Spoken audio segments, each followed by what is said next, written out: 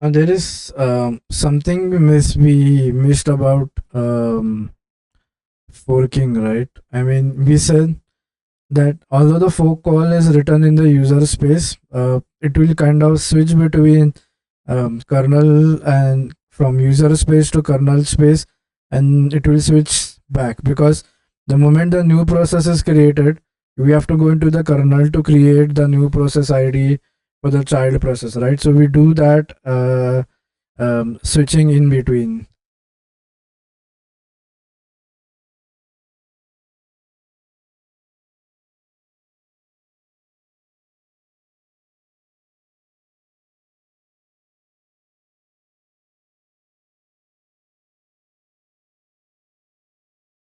So basically, okay, but remember that kernel has to manage the IO, right? So how does it does do the managing of the IO? Okay, so that managing of the IO is done using threads. We don't do something called as fork call at the kernel level. We manage the different IOs using the kernel. So as we said, threads can be broadly categorized into two. You have a user level thread and one is a kernel level thread. For example, when we write async IO in our Python program, we are using the we are at the user level thread. Now, kernel level thread is basically when we need to do some kind of IO, right? So then at that time we need to go to we know we need to go to the kernel, right? Because the kernel is going to do that IO.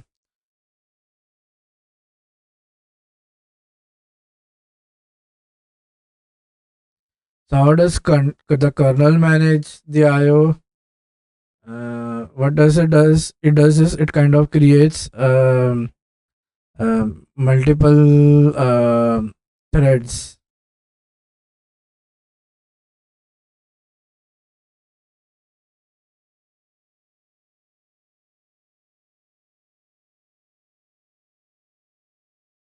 Like why does kernel have a thread? Like is it for multiple IO requests?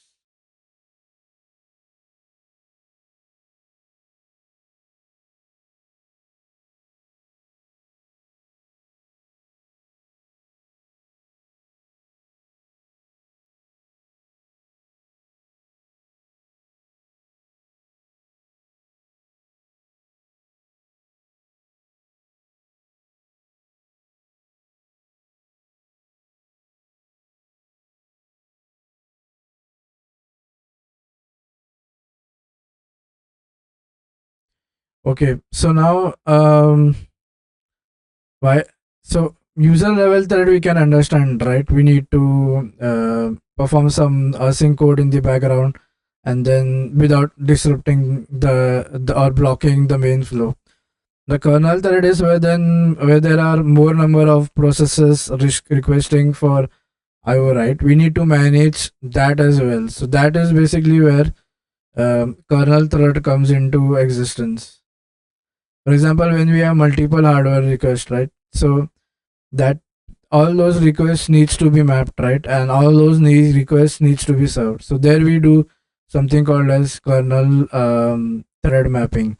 Now, the since it has as the kernel level, it is directly managed by the OS. We did not take care of its management. The OS is responsible, but at user level, we there is something called as a user thread library which manages these threads.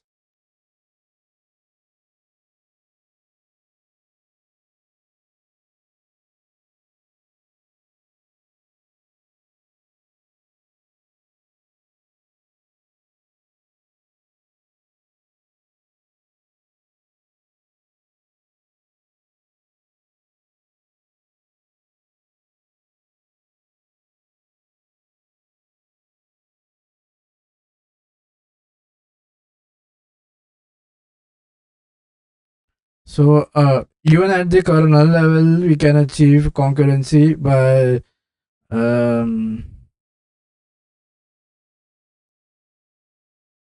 So this is how we achieve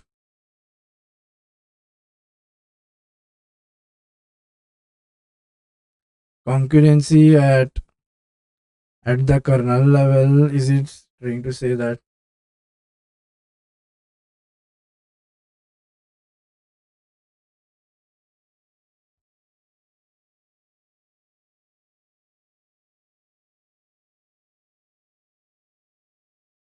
Yeah, so basically inside this kernel, right, you have um, threads being responsible for doing the IO.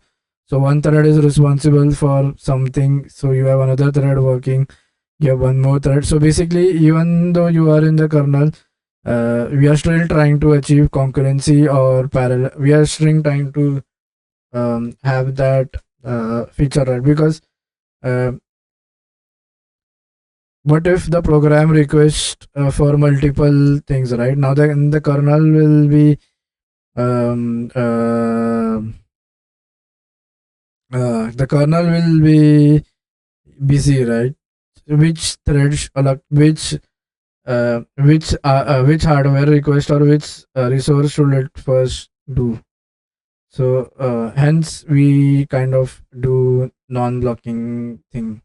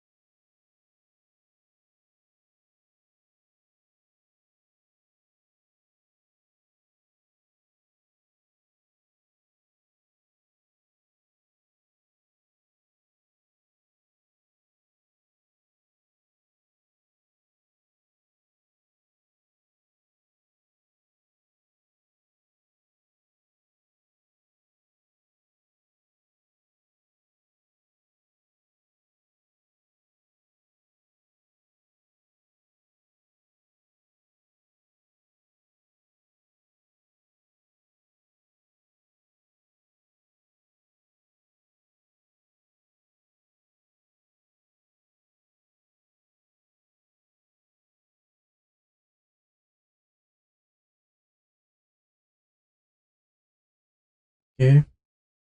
So then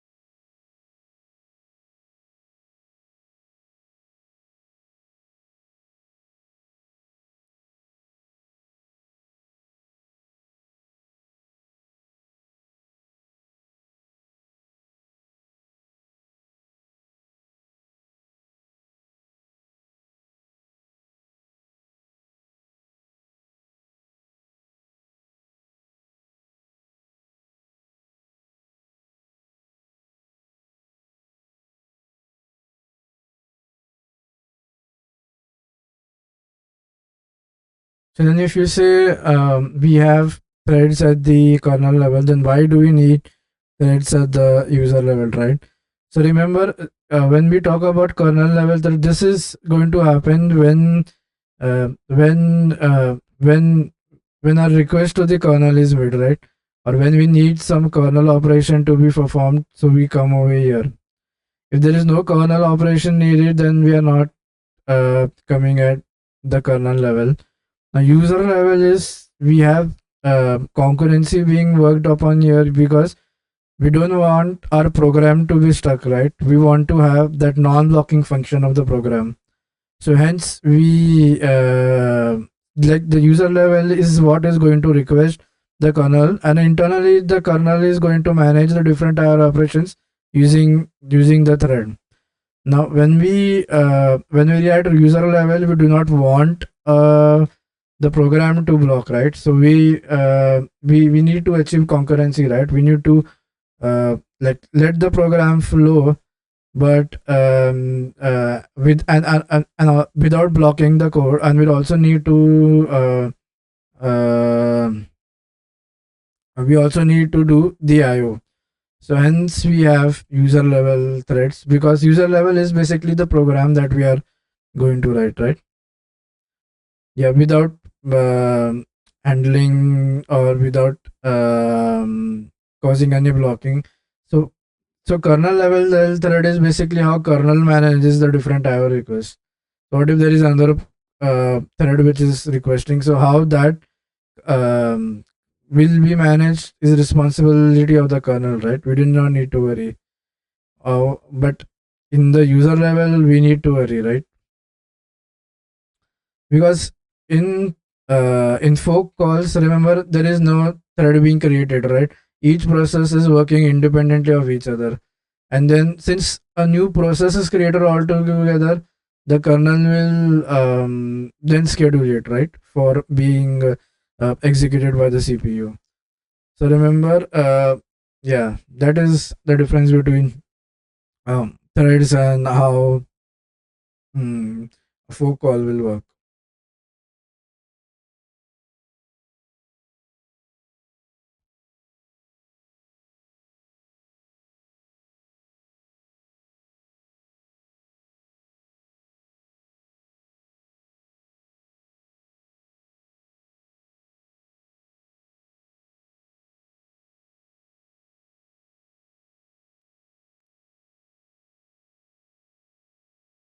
Yeah, that is what is happening here.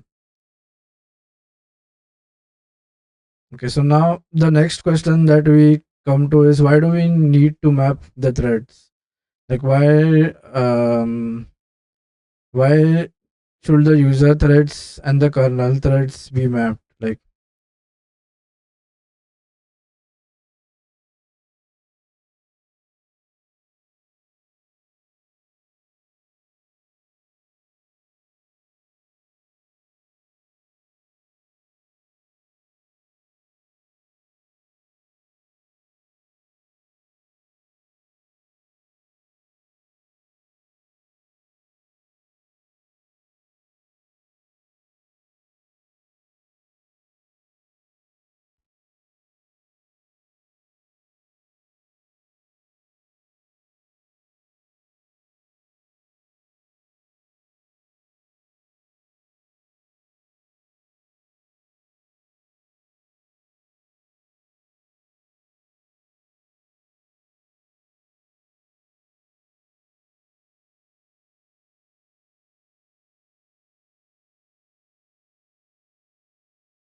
okay, so the remember it's the use is the user that is going to request to the kernel, right?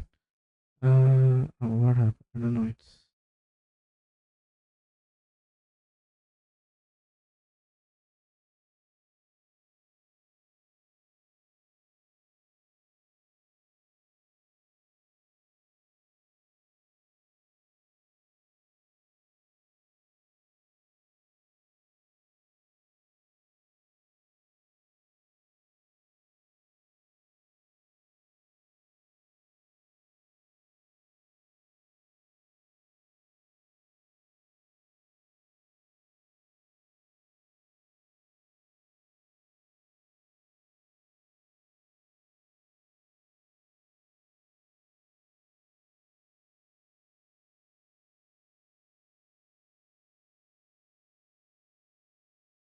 Yeah. So what? So now we studied that there are two types, right? One is the kernel and one is the user. So then why do we need to do the mapping? Like, what happened? Uh, there's something not working. Oh, it's stuck.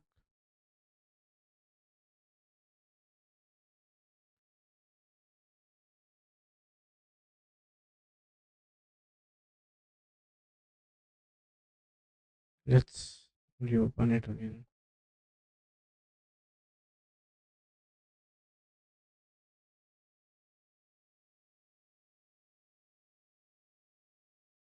Hmm. PC is slow. So then we okay.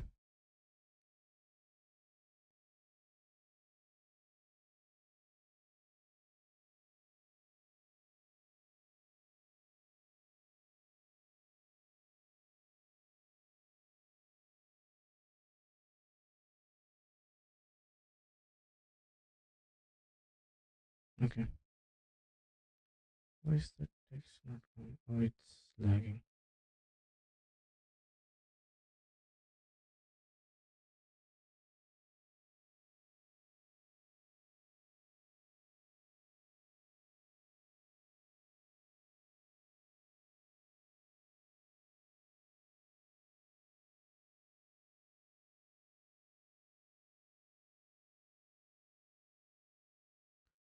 So I don't know why it is lagging. Do we have any?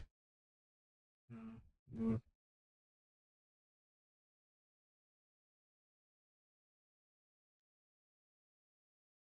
Sometimes it lags. I don't know.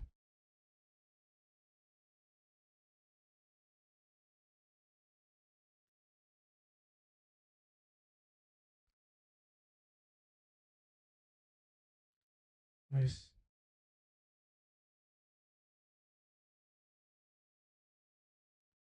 is the text not working in on?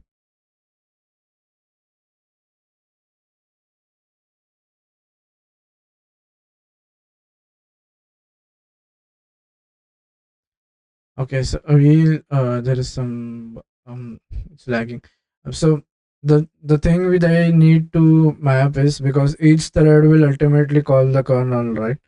So what if there are multiple threads in the user level which are and the kernel has only one single thread. So if there is only one single thread, then it will be slow, right? We need to if one gets blocked, all gets blocked. There is no parallelism being achieved. Now, what if so for every kernel, every user thread that needs to go to the kernel thread, we do the mapping. So here we are achieving two concurrency, right? Because this case is more sufficient. But then what happens is every since every thread is needing every user level thread is needing a new thread, the overhead is going to increase. Now M2 MS to N is basically what we do. We have multiple user threads mapped to multiple threads. So by doing this is and we are achieving parallelism and we are also having a balance, right, between flexibility and perform. That means if there are less threads in the user, you do not need to create. That means you do not need more threads. You need less threads. So uh, that is what the advantage. Now some OS that makes use is Solaris. So this is it is Solaris is basically the OS. Solaris. Yeah, Solaris, Solaris or the OS developed by Oracle is using this feature. Okay.